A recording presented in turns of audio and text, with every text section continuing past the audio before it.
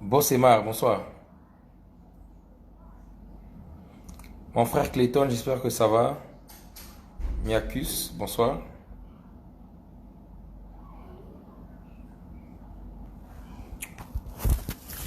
Je vais, permettez-moi juste d'épingler le sujet. D'épingler le sujet.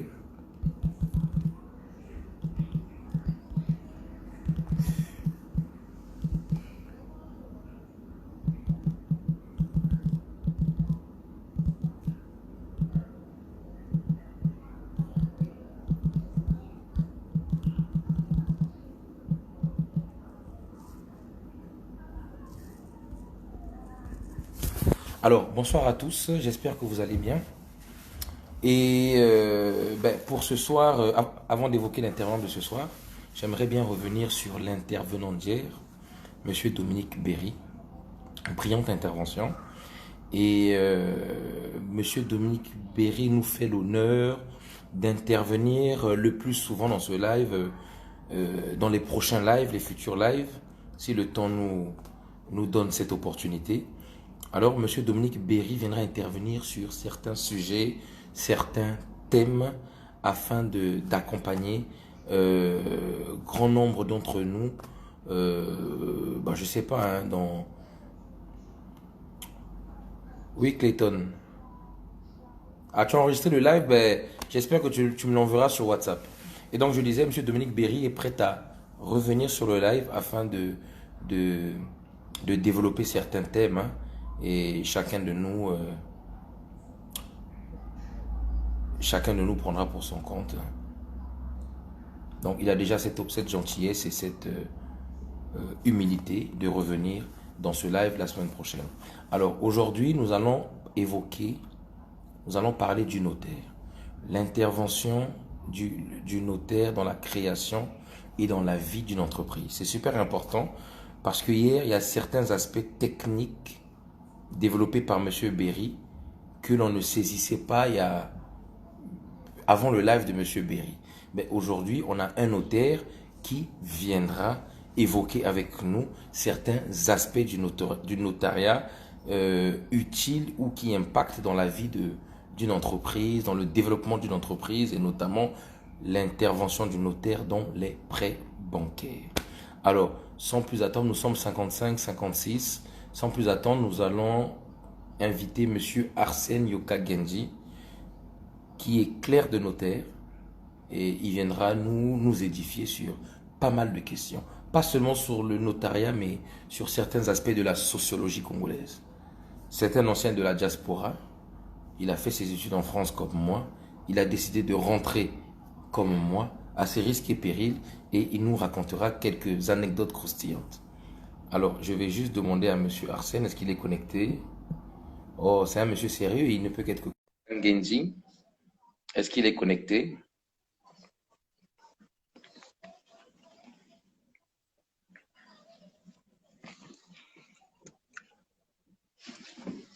Arsène, est-ce que tu es connecté? Alors, on attend d'Arsène Yokan Genji.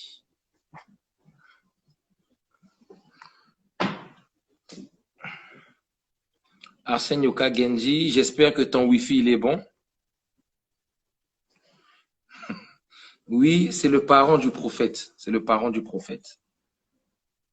Les Yokan Genji, il n'y en a pas deux, il n'y en a pas trois, c'est une seule famille. Alors, est-ce qu'il est connecté, Monsieur Arsène Yokan Genji? Alors, nous allons relancer l'appel parce qu'apparemment, il n'est pas connecté. Monsieur Yokan Genji, j'ai dit que vous étiez un homme sérieux. Il ne faut pas me décevoir. Je sais que tu es connecté. Ah, monsieur le notaire, tous mes respects. Non, recadrons déjà dès le départ clair le notaire parce que nous sommes dans une profession qui requiert l'exemplarité. Si je commence par la falsification, ce sera compliqué pour la suite. Mais on a quand même, dans les rues de Brazzaville et Kinshasa, on a quand même des étudiants en médecine qu'on appelle docteurs. Hein. Dans les, J'ai pas entendu. dans les rues de Brazzaville et de Kinshasa, on a quand même des étudiants en médecine qu'on appelle docteurs. Oui, mais bon, si on met le docteur autoproclamé au quartier devant un élément, je pense qu'on enregistrera des morts plus grands que ceux du Covid, qui montent comme ça en dents de scie, et puis ça devient très compliqué. Ah, d'accord. Alors, Arsène, j'espère que tu vas bien. Tu as pu te coiffer quand même Oui, avec le on a affronté déconfinement. le 11 mai. Ouais. Vous avez affronté le 11 mai. OK. Alors, Arsène, merci d'avoir accepté d'intervenir dans ce live. Depuis 2 semaines maintenant, nous avons initié cette initiative et les retours ne sont que positifs parce que personnellement, j'apprends, personnellement, je m'édifie et beaucoup également ont manifesté leur, bon, je dirais pas leur joie, hein, mais leur satisfaction sur certains intervenants, sinon sur tous les intervenants ayant participé à ces lives. Alors, hier, nous avons eu M. Dominique Berry, qui a été très brillant dans sa présentation, dans son intervention, Oui, et il a bravo à fait lui d'ailleurs. ressortir, bravo à lui, et il a fait ressortir la notion de le notariat. Donc, l'intervention du notaire dans le processus de vie et de développement d'une entreprise. Raison pour laquelle, raison pour laquelle ton profil m'a personnellement intéressé afin que tu puisses venir nous édifier sur certains aspects liés à l'entreprise et au notariat. Alors, Oui. petite présentation avant de commencer Alors, ce live. Arsène Yoka Genji, donc clerc de notaire, congolais, déjà il faut le dire. Et si je dois parler de moi en te parlant comme ça, l'habitude va faire en sorte que je me perde un peu, mais je vais me concentrer. Alors, j'ai été à l'université à Brazzaville. J'ai fait ma première année, donc j'étais en parallèle entre l'université Marien Ngouabi et l'université libre du Congo. Et étant relativement, vous connaissez les conditions de l'université Marien Ngouabi relativement brouillantes. Je dois avouer que je n'ai pas tenu parce que j'ai des amis dans ce live qui ont tenu et moi je suis très fier d'eux. Donc j'ai poursuivi avec l'université libre du Congo où j'ai eu ma licence en 2008 et je suis parti en Afrique du Sud pour une année de langue. Et à mon retour de l'Afrique du Sud, je partais donc en Tunisie pour passer ma maîtrise en droit des entreprises. Et alors, j'ai passé ma maîtrise en droit des entreprises donc 2010 à Tunis, l'année 2009-2010 à Tunis. Et cette année-là, n'ayant pas eux là-bas des masters en droit des affaires tout de suite qui étaient homologués, je me suis retourné vers l'université Time qui avait un master en management des ressources humaines. Donc, j'ai fait une migration dans ce sens-là et j'ai obtenu à l'université Time mon master en management des ressources humaines. Alors, normalement, il se fait qu'à Tunis, j'ai terminé. Donc, mon contrat avec les parents, il s'est arrêté. Mais j'avais pris l'habitude de venir en France. Et tu sais, pour nous, la France, en grandissant, ça a été un défi. Et moi, j'aime bien souvent dire aux gens, mais j'étais obligé de partir en France parce que le nombre de cartes photos d'identité que j'ai eu à prendre à l'époque pour pouvoir faire un passeport, ça n'a jamais abouti au passeport, ça s'est transformé en carte d'identité pour la carte scolaire. Alors, donc, je me dis, je viens donc en France, je suis inscrit en stratégie de management. Bon, après, tu sais, ça, c'est surtout pour ne pas être tout de suite dans l'illégalité. Et je me disais, avec ce qui se bien souvent en France, tu peux travailler et payer les études en même temps. C'est pas donné à tout le monde. Donc, déjà, je ne peux même pas. Je vais avec Steve Armani pour confirmer mon inscription pour pouvoir commencer les cours à ICOGES où j'ai toute ma préinscription et tout ça. Ils me disent, mais non, il faut donner un certain montant. On sort de là donc dépité. On se lève devant Icogès, lui et moi, on ne sait pas ce qu'il faut faire. Je dis, bon, là, les problèmes commencent. Donc, je reste, bon, je trime un peu parce qu'il faut dire les choses telles qu'elles sont. Il y a des gens dans le live avec qui on a été en France. Mais je n'ai jamais dit aux parents que je suis à Paris, je galère. Alors, ma mère va dormir, faire un songe comme ça. Elle réveille mon père à 2 heures du matin. Elle dit, moi, j'ai vu Arsène dans le songe parce que moi, je suis très connecté à ma mère. Elle dit, moi, j'ai vu Arsène dans le songe. Arsène souffre en France.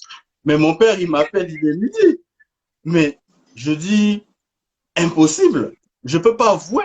Parce que moi, avec mes parents, ils peuvent pas accepter que tu es en France, tu es en train de souffrir. C'est pas possible, ça ne s'explique pas. Nous, on n'a pas une éducation de ce type-là.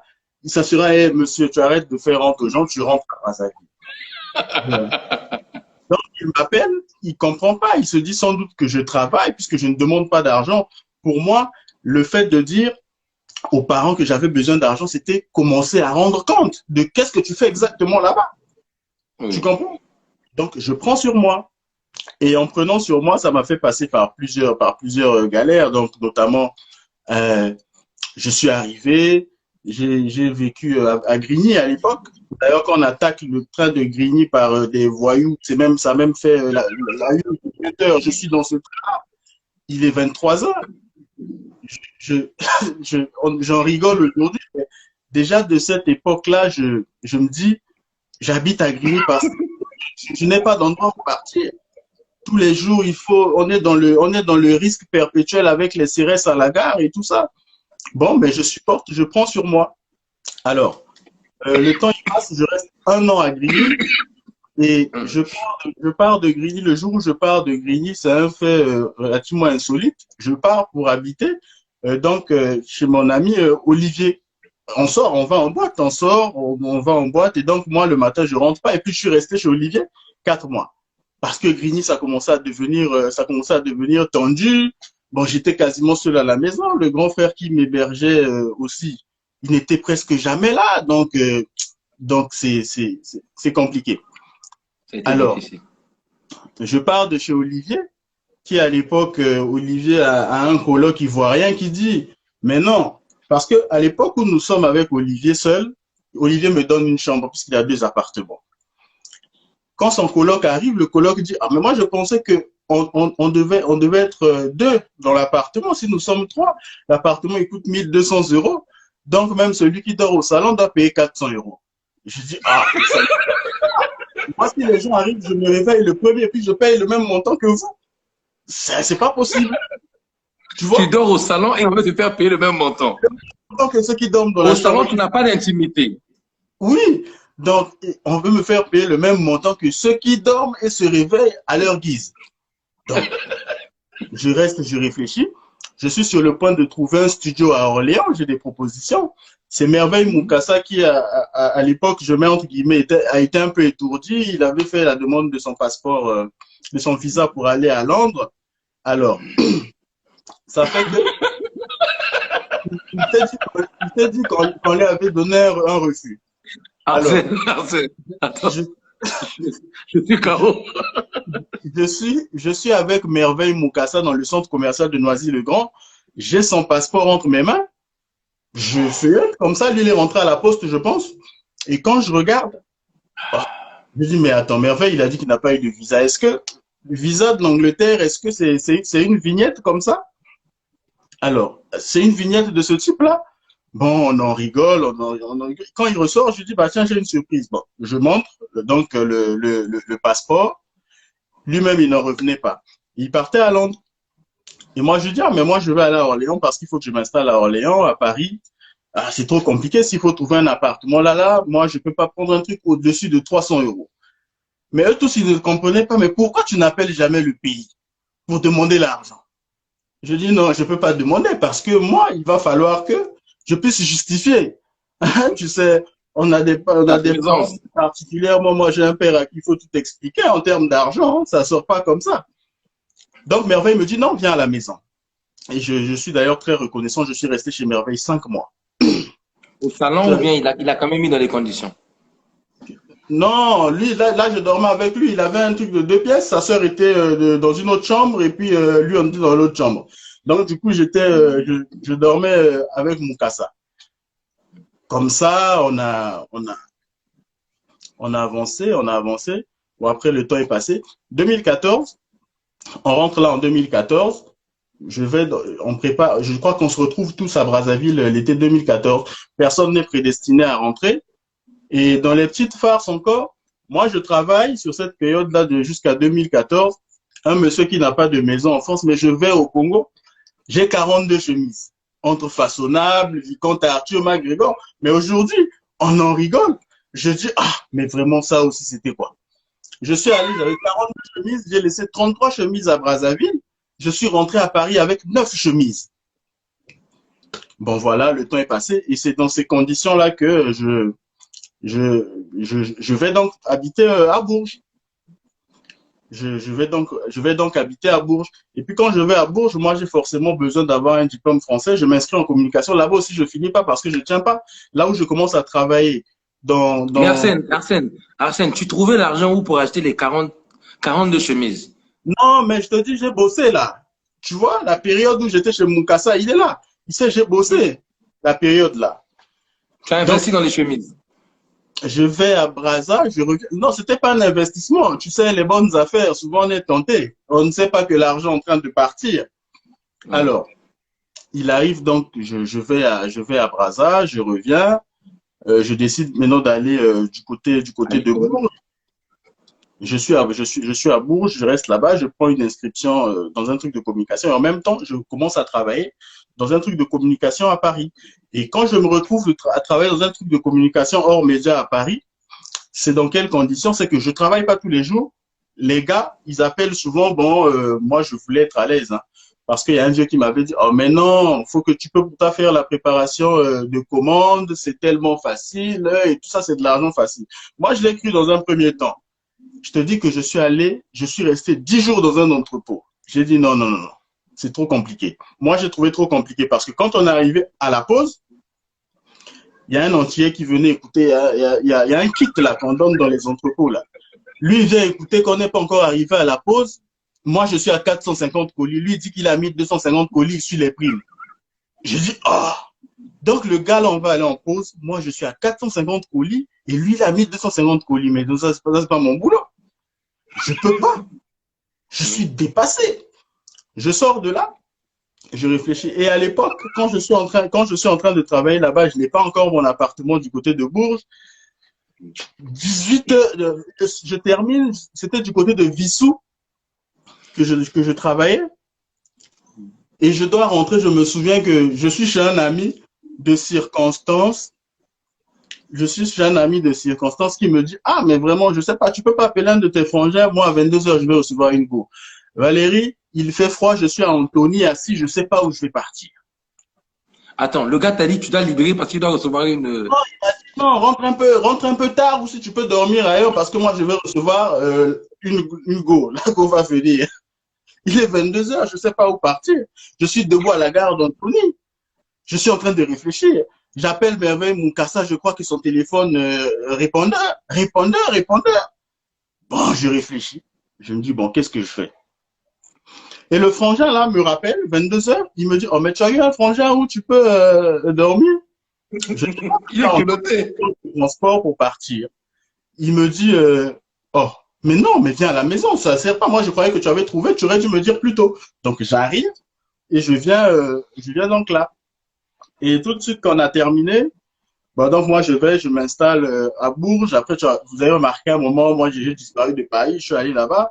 Bon, je me suis dit que je pouvais travailler, aller faire les cours de communication à Bourges, venir travailler à Paris, mais la réalité m'a tout de suite rattrapé. J'ai laissé tomber tout ça parce qu'il fallait se lever trop tôt. Donc, le train, parfois, t'as pris une contravention. Bon, après, tu arrives. Non, j'ai dit ça, c'est trop de gymnastique. Je vais pour la première fois, donc, je repars donc à Brazza, novembre 2015. C'était vraiment pas pour m'installer. Je pense que je partais pour un mois. Non, mais Arsène, avant de passer à cette phase-là, donc, en 2015, tu décides de rentrer au Congo, définitivement. Non, en fait, là, je peux pas dire que je me décide de rentrer définitivement. C'est que nous sommes novembre, je décide d'aller comme pour me reposer, voir un peu la famille, la chaleur du pays, tu vois. Du pays, Alors, oui. ça fait donc que je me décide, je prends l'avion, je vais, mais curieusement, je reste à Brazzaville 6 mois. Je reste à Brazzaville 6 mois, bon, Mais et puis, psychologiquement, Arsène, est-ce qu'il faille recevoir une préparation psychologique avant d'entrer et d'affronter le quotidien de Brazzaville lorsque l'on n'est pas soutenu, par exemple? ah non, mais pour rentrer à Brazzaville, il faut être prêt moralement, il faut pas qu'on se trompe. Parce que les réalités, même nous en étant restés longtemps à l'étranger, les réalités, c'est qu'en rentrant à Brazzaville, on est, euh, euh, on est un peu déconnecté. Et je n'imagine donc même pas nos frères qui sont à Paris, qui se disent, je vais aller transposer à Brazzaville là-bas les mentalités de Paris. C'est vraiment pas possible. La seule, même les documents universels, on a la Déclaration universelle des droits de l'homme. C'est censé être universel, mais c'est violé partout sur la planète. Combien de fois les éducations et les mentalités locales. Tu vois, donc c'est très compliqué. Et donc, quand j'arrive là à ce moment, euh, je pars pour 6 mois. Je reste 6 mois. Du coup, je rentre à Paris. Bon, je rentre à Paris, je ne reste à Paris que 2 mois. Je repars à Brazza et c'est comme ça. Hein, je me suis préparé psychologiquement. Mais quand tu rentres à Brazza avec le seul statut aux Mikiliste. Mais Mikiliste te fout à la salaire. Mikiliste, tu prends pas d'argent. Tu comprends? Donc, tu rentres avec ça, bah, bon, ça devient même très lourd à porter parce qu'à force de Mikiliste, quand t'as rien dans la poche, c'est tellement compliqué. Tu arrives au centre-ville de Brazzaville, les espoirs ne cheminent pas avec toi. Hein. Tout le monde est fâché, surtout qu'on était en pleine crise. Donc, quand tu vois les gens, ils sont fâchés, hein, tu penses que les gens sont malades, ils sont pas malades, ils sont en bonne santé, mais moralement, ça va pas. Parce que là-bas, on était en train d'apprendre que, bon, bientôt on va couper ceci, bientôt on va couper cela. Bon, donc, il y a eu tout ça. Et c'est comme ça, moi, que je suis rentré sans réel programme. Moi, je pense que c'est le ras-le-bol, un peu, sans l'avoir prononcé, c'est le ras-le-bol qui m'a ramené comme ça à Brazza. Peut-être par instinct, mais ça a été ça. Donc, le ras-le-bol, tu ne subis pas une formation de notaire à Paris. Non? Tu rentres à Brazzaville, c'est un peu le ras-le-bol. Mais en parlant Oui? du ras-le-bol, Arsène, j'aimerais quand même qu'on partage cette expérience, cette période de galère que l'on a connue ensemble. Nous étions 4. Je ne sais Oui. pas si Steve Armani était dans le lot. Non, Steve Armani nous avait laissé son appartement, il était allé en vadrouille au Maroc. Hmm. Donc, nous sommes 4 à Noisy. Et je me souviens que la première fois, nous sommes 4, mais c'est moi, j'avais 5 euros. Je vais au carrefour de Noisy parce que personne d'autre n'a l'argent. On va acheter les côtes des Chines et puis les riz étuvés de 50 centimes ou 90 centimes. Là, je ne me souviens plus, mais en tout cas, c'était juste au corps.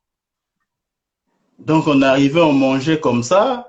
Bon, il y a Dan aussi, on était là à l'époque, qui était là.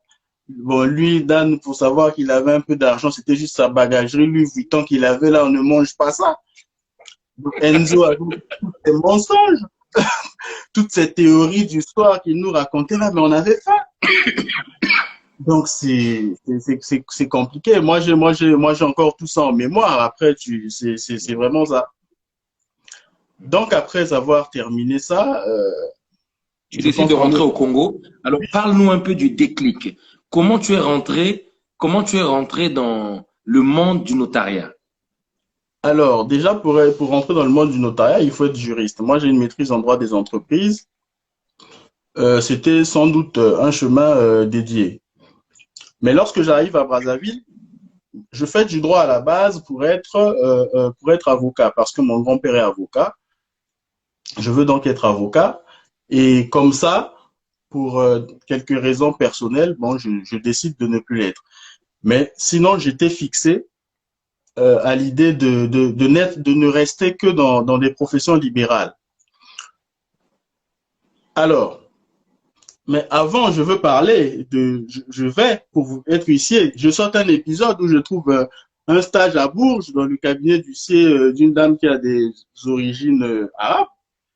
Bon, j'ai constaté qu'au bout de 3 semaines, je ne fais que des photocopies. J'ai dit non, non, non, non. Ça, on est en train de, ça, je suis typé ou comment? J'ai dit non. Quand eux, ils parlent de leurs histoires de saisie, machin, de relancer des couilles, on ne t'appelle même pas pour voir. Mais c'est des gens qui ne sont pas prédestinés à t'emmener dans ce sens-là. Je dis non, non, non, non, ça, il faut rentrer au Congo. À Donc, cause des photocopies. je dis, mais trop de photocopies parce que là, c'est pas une seule histoire. On fait la symbiose. Donc, on termine là, je rentre au Congo. Je décide, j'ai une étude qui m'accepte pour aller commencer mon stage pour devenir huissier de justice. Je passe donc par un de mes oncles qui lui était huissier de justice, qui a un peu laissé la profession, il s'est un peu mêlé à la politique. Donc, j'ai saisi l'opportunité de son carnet d'adresse. J'avais trouvé un très bon cabinet à Pointe-Noire, né à Pointe-Noire, mais il s'est fait à cet instant-là que ce cabinet-là, du côté de Pointe-Noire, le temps qu'ils étaient en train de vider le notaire, le temps qu'ils étaient en train, pardon, l'huissier qui avait terminé, qui est parti. Donc, il m'a appelé, il fallait que je parte à Pointe-Noire, je pense qu'il s'appelle, Maître Walembo, il s'appelle. Je dois donc partir là-bas. Mais en une semaine, il se fait donc que j'ai mon père qui va dans une réunion et en train de discuter, donc il discute avec Maître Missamou. Étude Walembo. Il y a quelqu'un qui pose la question, le nom de l'étude. C'est Maître Walembo à Pointe-Noire. Donc, donc, mon père, il parle avec Maître Missamou. Moi, je vais à Pointe-Noire dans une semaine. Mon père, il parle avec Maître Missamou. Ah, vous êtes juriste. Ah, j'ai mon fils qui est juriste aussi. Bah, lui, il va aller, il sera huissier de justice. Nanana. Maître Missamou dit, oh, mais il peut venir quand même à l'étude, que je le vois, mais j'espère que c'est pas le genre de fils à papa qui va arriver. Il ne faut absolument rien. Nanana. Et il dit ce qu'elle avait à dire là-bas. Mais j'arrive pour qu'on nous fasse les présentations avec Maître Missamou. Je me souviens que j'arrive, il est 11h. Bah, je me dis, on va faire connaissance. Dès que j'arrive, ah, tenez, c'est vous, monsieur Yoka Gendi? Oui, ok, d'accord, venez avec moi. Vous commencez tout de suite. Je suis bluffé. Je dois maintenant expliquer à l'huissier qui est à Pointe-Noire que je ne viendrai plus, mais je ne sais pas comment faire. Oh, je dis, Emile, vous venez avec moi. Écoute, je suis en costard. Elle vient me positionne à l'accueil. Oh, elle me positionne à l'accueil. Je suis stupéfait à l'instant. Je dis, bon, on me donne des registres. À l'époque, l'étude était en retard sur les registres, donc qui sont contrôlés par le tribunal de grande instance.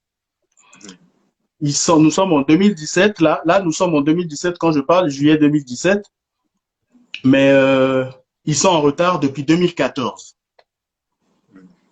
Et quand je te dis ça, 2014-2017, tu peux penser que tu remplis rapidement. Non, tout ce que tu remplis dans le répertoire là, mais ça ne finit pas. Parce qu'il y a 3 années à récupérer et je te dis, prends 300 dossiers par année qu'il faut répertorier là-bas. Tu dois mettre comment les impôts enregistrés là-bas, tu dois mettre ça là-bas et tout ça tout le temps là-là. C'était surtout pour tester mon moral. Donc après, les gens venaient, je récupère, j'emmène chez Maître, nanana. Au bout d'une semaine, comme la secrétaire était en congé, la secrétaire a repris, elle m'a dit, bon, venez, votre place n'est pas là, vous êtes tout le temps zappé, venez, je vous mets dans un bureau à l'étage. Elle me donne un bureau beaucoup plus confortable en haut. Elle m'a donné... Tu t'es senti valorisé. Oui, il faut quand même dire ça. Après, le problème, c'est, même en étant à l'accueil, ça ne veut pas dire que je ne me sentais pas valorisé, mais c'était surtout que je me disais, attends, je vais peut-être avoir maintenant un destin dans ce que je ne veux pas faire, parce que moi, tout de suite, je suis braqué. Je ne comprends pas que ça peut évoluer et migrer vers autre chose. Donc, après, on a commencé à travailler, elle a commencé à me donner beaucoup de travail. Cette année, elle a commencé à donner plus de responsabilités.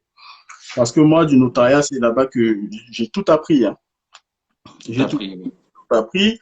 Bon, enfin, que j'ai beaucoup appris, j'ai pas encore tout appris, je n'ai pas fini d'apprendre. Si je ne veux pas laisser aux autres ici que j'ai la prétention d'avoir la science infuse, ce Alors, serait par- de mentir à moi-même et aux autres aussi.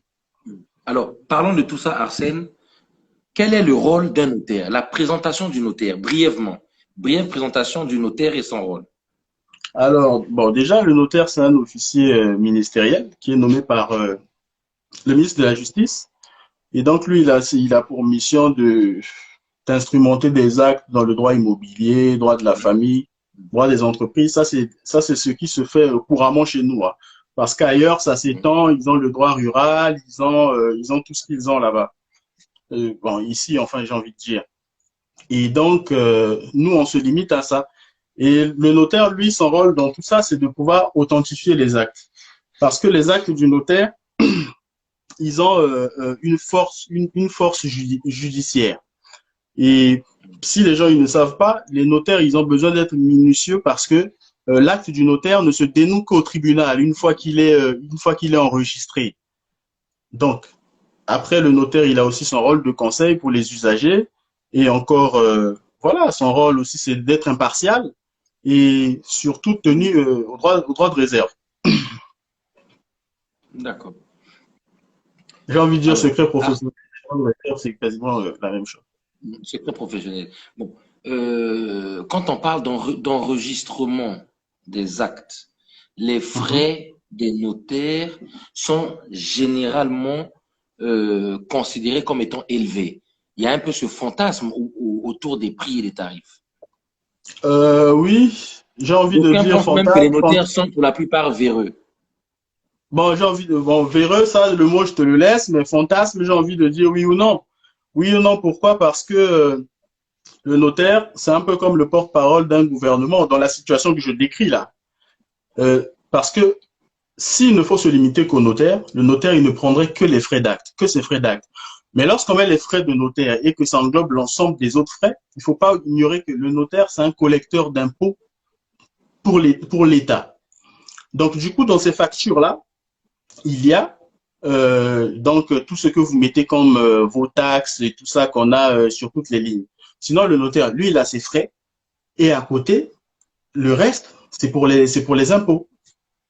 D'accord. Le reste, c'est pour les impôts. Donc après, les factures peuvent s'enfler avec le fait qu'on est en face, surtout dans les ventes immobilières, qu'on ait un bien immobilier important. À ce moment-là, les factures aussi, elles prennent du volume parce qu'il faut se dire que quand on a des biens de valeur, ils coûtent forcément cher à leur régularisation, à leur cession ou à tout ce que tu veux, à leur vente, quoi. Donc c'est cela. Alors, Arsène, un notaire qui fait du chiffre, Mhm. doit-il impérativement avoir des accointances avec le pouvoir politique? Bon, euh, là, je pense qu'on va aller dans la réalité du terrain. On va aller dans la réalité du terrain et on va aller particulièrement dans la réalité congolaise. C'est qu'on sait que ceux qui apportent les grosses affaires, ceux qui ont les grosses Transactions sommes, immobilières. grosses transactions, c'est souvent des gens qui sont dans la politique. On ne sait pas si c'est bon, on ne sait pas si ce n'est pas bon, mais bon, c'est des gens qui payent leurs factures. On est tenu au droit de réserve. Donc, on travaille avec tout le monde de la même façon, majorité, opposition, citoyen lambda. Quand ils ont besoin du notaire, ils font recours. Donc, c'est pas que les politiques, hein, c'est vraiment tout le monde. Vraiment tout le monde. D'accord. On ne laisse personne en marge. Alors, le notaire intervient également sur les successions, bon, ce qui concerne le Mhm. droit de la famille. Oui. Alors, de ton expérience, comment se déroulent les successions? Bon, déjà, il faudrait peut-être, beaucoup ne savent pas ce que veut dire succession. Tu peux un peu nous On a leur édifier. dit l'héritage. Ça, c'est un truc que je n'aime pas particulièrement parce que moi, je préfère le droit des sociétés. Je trouve qu'il est, euh, on réfléchit plus là-dedans. on réfléchit plus là-dedans. Parce que dans nos réalités, les successions, ça peut te laisser un mauvais souvenir. Mauvais souvenir, pourquoi? Parce que moi, j'ai vu des familles qui sont arrivées autrefois à l'étude, quand j'étais là-bas, mais c'est à peine si l'un avait l'arme, il fusillait l'autre. Et je vais t'expliquer, je veux vous expliquer dans quel contexte il veut même tuer l'autre. C'est des gens qui arrivent, qui se retrouvent, qui ont tous hérité de leur père, sauf que les autres ont dilapidé ce qu'ils avaient eux. Et comme celui qui gardait les biens, le dernier qui avait ses biens, je pense que c'était deux grands terrains à des endroits très bien positionnés à Brazzaville, ils vont donc voir leurs frères qu'ils accusaient d'avoir réussi. Ils disent, toi, tu as réussi, toi, tu as les moyens, donc les parcelles que papa t'a laissées, toi, tu ne peux plus les garder. Mais lui dit, mais enfin, vous aviez aussi vos parcelles. Vous aviez aussi vos parcelles. Vous aviez vendu les vôtres. Pourquoi est-ce que moi, je dois vous donner les miennes? Alors, toute une histoire. Et il faut aussi noter qu'il y a un autre volet, celui de la sorcellerie. Hein. On ne sait pas prouver tout ça, mais celui de la sorcellerie, il y a il y a des familles, des dames qui laissent de l'argent chez les notaires parce qu'elles ne signent pas pour ne pas que la famille récupère et que les enfants puissent en pâtir. Parce que souvent, c'est à la femme qu'on demande de venir signer. Bon, on va donner à la femme et puis elle va partager aux enfants, mais elle refuse. Elle refuse. Il y a des gens qui refusent de signer, donc l'argent reste sous ses pieds. Et ça, c'est un bon thème. Moi, je pense que on peut trouver aussi, s'il y a des juristes, pour essayer de thématiser sur ceux qui sont dans le notariat. On peut thématiser sur ça. Comme je parlais avec une amie, une collègue, qui me disait, oui, on aurait pu réfléchir sur ça.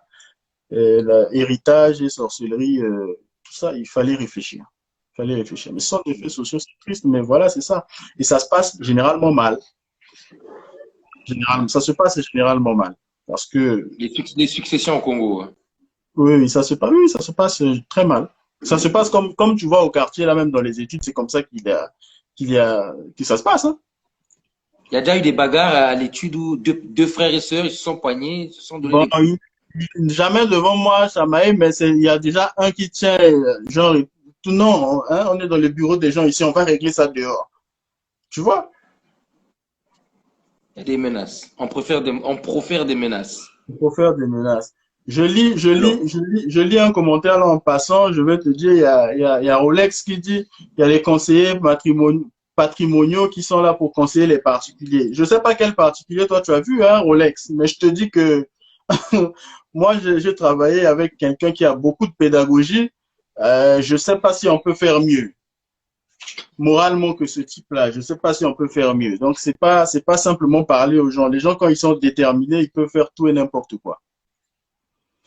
D'accord. Alors, Arsène, on va parler de la création de l'entreprise. À quel niveau intervient le notaire dans la création d'entreprise? À quel niveau intervient le notaire? Bon, déjà le notaire, il intervient au niveau de la création, déjà, il est là. Aujourd'hui, c'est vrai que l'OHADA a libéralisé. Maintenant, les gens, ils peuvent faire leur truc sous sein privé. Mais pourquoi il faut recourir à un expert? Il faut recourir à un expert parce que il y a souvent des incidences. Et là, je vais prendre le cas de quelqu'un qui a une société individuelle. Donc, le type de société de personne. D'abord, je veux dire que à ce niveau-là, le notaire, c'est surtout un conseiller. Donc, il te conseille par rapport il te conseille par rapport à la forme juridique que tu veux avoir. Parce que pourquoi je parle de la forme juridique ici? Parce qu'un peu plus loin, quand on va avancer, tu vas pouvoir percevoir l'incidence. Donc, il y a la forme juridique. Bon, et puis le reste, c'est des conseils, hein, rien de particulier. Et puis, quand ça descend, souvent, on fait les baux commerciaux ou autrement qu'on appelle les baux professionnels. Mais l'incidence maintenant de l'intervention du notaire lorsque tu constitues une société, c'est quoi? c'est que lorsque tu as une société de personnes, souvent à la rue, les gens font rapidement des établissements à la va-vite. Bon, tu peux mettre ton nom, hein. Tu peux mettre ton nom, tu dis n'importe quoi. Je dis n'importe quoi, pardon. Mais l'incidence intervient à quel niveau? Au moment où tu as des créanciers, parce que ça, c'est surtout pour prévoir la mauvaise affaire. Au cas où tu fais une affaire et tu fais faillite, il faut réussir à dissocier ton patrimoine personnel du patrimoine de la société. Or, pour ceux qui font souvent les établissements, donc comme ça des établissements à titre individuel, il y en a qui n'ont pas ce réflexe-là. Il y en a, tu sais, qui font des établissements simplement quand ils ont un marché. Donc, il se dit que ça se fait rapidement. Donc, lui, il prend ce qui se fait rapidement et une fois il a terminé, bon, pour lui, c'est ça. Mais le jour où il a un problème, il est rattrapé par l'État parce que, bon, son affaire, c'était une mauvaise affaire, il s'est fait ruiner à l'intérieur. Il ne comprend pas qu'on vienne lui arracher son patrimoine privé. Alors que là, c'est parce que dès le départ, il s'y est mal pris. Donc, qu'est-ce qu'il faut faire dans ces cas-là? C'est mieux de migrer en société parce qu'une fois que tu as migré en société, tu dois pouvoir faire la différence entre le patrimoine. Les créanciers, ils viendront jamais t'embêter parce que vous allez sur le patrimoine social et pas sur le patrimoine personnel. Donc, c'est mieux de migrer en société et puis pour le reste, vous gérez. Bon, il y a aussi une technicité qui rentre là-dedans. On a besoin du notaire pour les sociétés individuelles. Parce que le notaire à la Constitution peut te proposer, peut te suggérer d'avoir, comment ils appellent déjà, voilà, une déclaration notariée d'insaisissabilité. C'est comme ça qu'on appelle. Donc ça, il peut te recommander. Et tout en haut, pour ceux qui ont les sociétés individuelles, donc tu as ce document-là et puis tu réussis à dissocier. Parce que l'homme de la rue, qu'est-ce que nous on fait? On parle comme au quartier. Alors, on a eu comme statut notaire, on a ça de l'autre côté. Mais ça, ce sont des subtilités où le gars, il va te mettre dans une situation où après, bon, ça se complique complètement pour toi. Donc, sur le choix sur l'accompagnement du notaire, il y a ça.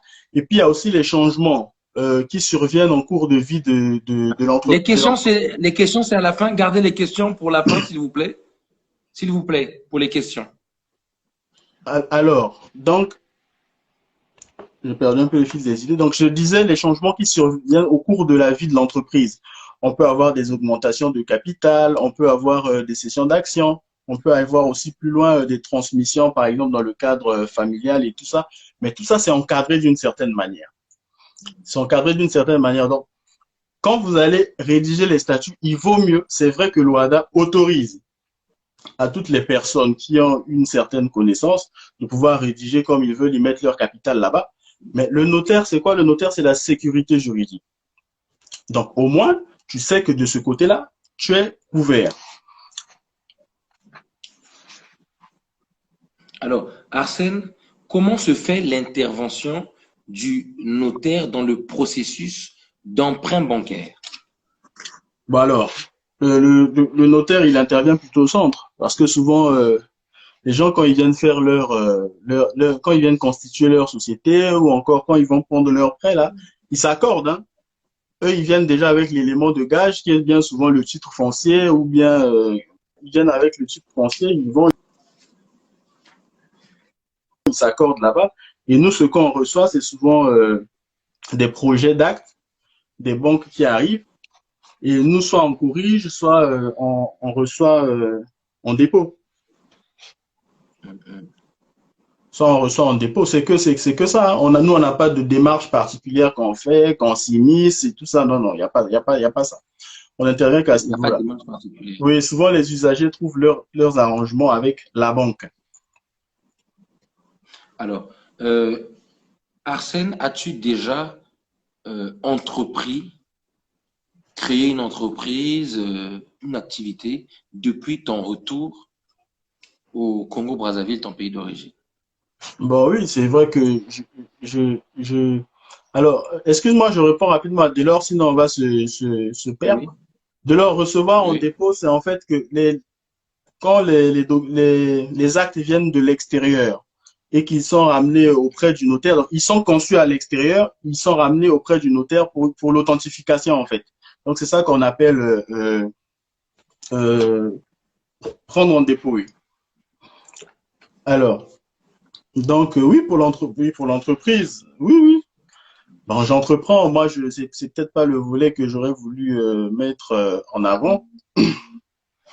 Mais oui, mais Non, mais j'entreprends. comme je t'ai dit, c'est une plateforme où on parle beaucoup, bon, on parle de tout et de rien, hein. Mhm, On peut parler football, on peut parler entrepreneuriat, on peut parler notariat. J'espère également recevoir un policier, hein, un lieutenant qui nous parlera de la profession. mhm. Et raison pour laquelle j'aimerais recueillir ton avis sur les obstacles, par exemple, comment dire, les tracasseries administratives rencontrées dans ta création d'entreprise ou le développement de ton entreprise? Oh, mais moi, je vais pas dire que j'ai rencontré plusieurs tracasseries parce que moi, je suis venu, il y a deux volets. C'est que quand je rentre, il y a un premier volet où je supervise souvent les activités d'une société familiale. Et donc, même lorsque je crée ma propre société, je suis déjà en études de notaire, je connais un peu les rouages. En tout cas, moi, dans la paperasse, c'était c'était pas du tout compliqué. Donc, à côté de ça, moi, je fais du conseil. Je fais du conseil pour mon propre compte, hein. Je fais du conseil de l'accompagnement fiscal pour mon propre compte. Et puis, tu sais aussi qu'il y a, comme dit Dan, la sécurité et le gardiennage. Sauf que Didan, c'est son activité première. Moi, c'est vraiment que je suis en train de cascader, mais je mets en avant le volet notarial. Alors, Arsène, repartons dans le notariat. En tant que jeune, est-ce qu'il y a, bon, je dirais pas comme une défiance, mais comme on sous-estime peut-être les jeunes dans ce monde du notariat. Est-ce que ça t'est déjà arrivé d'entreapercevoir quelques signes de... Bon, déjà, le milieu, il est très fermé. Ça, c'est ce qu'il faut dire. Ça, c'est ce qu'il faut dire. Le milieu, il est très fermé. Et donc, il y a des piliers qui sont là depuis très longtemps. Tu vas pas te douter que des petits jeunes comme nous, on arrive dans la profession, on va pas nous faire la part belle. Déjà, pour toutes les personnes qui veulent candidater et accéder à la profession, souvent tu as ce raisonnement-là péjoratif où on dit, par exemple, j'ai fait 12 ans hein, avant de prêter serment. Mais c'est que des histoires comme ça. Moi, j'ai fait 12 ans, mais pourquoi vous, par exemple, au bout de 3 ans, vous voulez déjà prêter serment? Et les gars, ils n'ont pas compris qu'on n'a pas le même parcours. Moi, j'ai expliqué, on a eu des jours où j'ai failli dormir à la belle étoile. Ils n'ont peut-être pas vécu la même histoire. Donc, chacun ses histoires et machin. Donc, il faut pas avoir la prétention d'imposer aux autres ton histoire. Oui. Allô, tu m'entends, Arsène? Oui, oui, je t'entends. Donc, ça veut dire qu'en réalité, dans ce domaine, dans ce secteur, est-ce qu'il y a des jeunes que tu connais qui montent en flèche? Je veux pas dire comme ça monter en flèche, mais je connais des jeunes qui avancent relativement bien. Je connais des jeunes qui avancent relativement bien. Moi, j'ai beaucoup d'amis, par exemple à Pointe-Noire. Euh, je vais me permettre de citer son nom, c'est une amie, Leila Lubota. J'ai Léole Como à Pointe-Noire, qui est une amie et petite sœur au système Apaline à l'université. Bon, à Brazza, j'ai aussi pas mal d'amis. L'autre aussi qui est à Marion Gwabi Malanda, c'est des gens qui avancent relativement bien. J'ai aussi Frédéric, qu'on connaît en commun, qui est une amie dans le milieu du notariat. C'est vraiment ça. Ça, ce sont des gens sur qui je peux me dire, bah tiens, il y a une histoire, Il il y y a a un une jeune, histoire, il y a un je jeune, peux contacter des jeunes. il y a un jeune notaire qui me disait que dans ce métier, si tu n'as pas de carnet d'adresse, ben, tu te retrouves toutes tes journées dans un bureau poussiéreux à compter les stylos. Effectivement, tu peux écouter du Kofi toute la journée sans te lasser et maîtriser toutes les paroles. C'est très possible. C'est très, très possible. c'est très, très possible. Moi, je connais un peu les réalités des études parce que je bouge, j'ai beaucoup d'amis dans les études. Mais c'est très possible. Alors, Arsène, nous allons mettre en parenthèse le thème de notariat. On aimerait évoquer ton expérience personnelle. Parce que je pense qu'aujourd'hui, au-delà de l'expertise ou de la compétence, pour ne pas parler de l'intelligence que peuvent avoir certaines personnes, décider de rentrer, servir son pays avec une mentalité occidentale, avec un bagage acquis à l'étranger, mais l'on se retrouve sans repère au Congo où l'on n'arrive pas à mettre en application tout ce bagage amassé en Europe. Tu as étudié en France, tu as décidé de rentrer au Congo, tu es rentré. Quelques expériences, quelques anecdotes, Arsène. Oui, mais c'est comme je disais tout à l'heure que pour rentrer, il faut se préparer. Et je veux faire ici un peu de philosophie. Je vois quelqu'un qui cite Maître Bimbeni. Oui, mais j'ai pas cité Maître Bimbeni, c'est pas notre génération en fait. Maître Bimbeni, c'est un peu au-dessus. Et puis tu vas pas nous comparer à Maître Bimbeni, pas tout de suite. Maître Bimbeni, nous on rêve encore de leur parcours. Il faut pas se mentir. Alors, ça fait donc que pour rentrer au Congo, justement, il faut se préparer. Et la préparation, pour moi, je dis pour ceux qui ont les moyens, parce que c'est pas tout le monde qui a les moyens de pouvoir rentrer, de faire assez souvent des tours. Donc, il faut venir pour tâter le terrain, et puis se familiariser à nouveau avec cet environnement qu'on a laissé depuis fort longtemps. Parce que même nous, lorsqu'on rentre, tu as l'impression que tout ce que tu es en train de vivre n'est que pérégrination. On va à gauche, on va à droite, on va à gauche, on va à droite, viens me voir demain, c'est pas facile. Donc, il faut se préparer. C'est comme quand tu débarques à Brazzaville, tu retires ta doudoune, tu te mets en t-shirt ou en chemise à cause du climat tropical. Sinon, ce serait suicidaire. Et à l'inverse, quand tu quittes Brazzaville, tu viens à Paris en hiver, tu dois mettre une doudoune. Si tu mets une chemise, t'es un fou, t'es suicidaire. Donc, il faut comme ça s'adapter. Et moi, je dis dans l'adaptation, il y a plusieurs volets. Tu arrives à Brazzaville, tu trouves que le terrain ne te plaît pas, tu rentres en France, calmement. Maintenant, si tu as décidé de te battre, parce que les valeurs à Brazzaville ne sont pas les mêmes qu'à Paris, il y a encore là, il y a deux choses à faire. Soit tu commences petitement, après tu commences dans ton environnement immédiat à commencer à impacter par rapport aux valeurs que toi tu as reçues ici, tu vois, que tu as reçues ici en France, pour pouvoir impacter petit à petit ton environnement. Parce que tu ne peux pas venir de Paris, rentrer à Brazzaville et imposer à des gens qui ont des mentalités incrustées ta vision. Mais là-bas, on va te prendre pour un fou. Là-bas, on va te prendre pour un fou alors que tu es dans le vrai. Et je veux répéter ici que on a la Déclaration universelle des droits de l'homme du 10 décembre 48, qui, elle, est censée être universelle. Mais on a vu ce que les Chinois ont fait, là, aux Africains. Ils sont là, on parle aussi des droits de l'homme.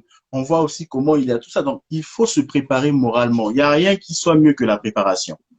Rien du tout. Rien qui ne soit mieux que la préparation.